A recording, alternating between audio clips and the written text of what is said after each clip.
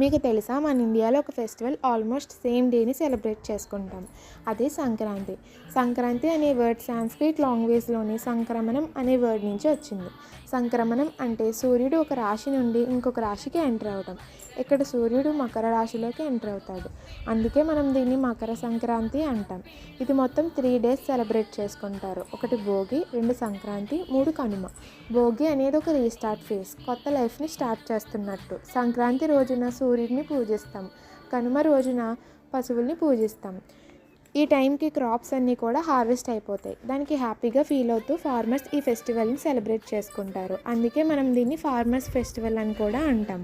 ఈ టైంలో హరిదాసు ఇంటింటికి వస్తారు. ఈయన యొక్క మెయిన్ పర్పస్ సంక్రాంతి కోసం రైస్ని కలెక్ట్ చేయడం మరియు సంక్రాంతి వస్తుందని ముందుగానే తెలియజేయడం. ఈ టైంలో మనం కైట్స్ ఎగరవేస్తాం. దీనికి 2 రీజన్స్ ఉన్నాయి. ఒకటి entertainment, second main reason health benefit. Winter తర్వాత సన్ రైజ్లో ఉంటే హెల్త్కి చాలా మంచిది, అందుకు ఈ సాంప్రదాయం పెట్టారు. ఇంకా కోడి పందాలు కూడా వేస్తారు. ఇది అప్పట్లో ఒక ఎంటర్టైన్మెంట్గా భావించి ఈ పద్ధతిని పెట్టారు. చూసారు కదా సంక్రాంతి గురించి. ఇన్ఫర్మేషన్ మీకు నచ్చినట్లయితే లైక్ చేయండి. ఇలాంటి ఇన్ఫర్మేషన్స్ కోసం నా ఛానల్ని సబ్స్క్రైబ్ చేయండి. ఈ ఇన్ఫర్మేషన్ మీకు వాల్యుబుల్ అనిపిస్తే షేర్ చేయండి అండ్ కామెంట్ కూడా చేయండి. Happy Sankranti to you all.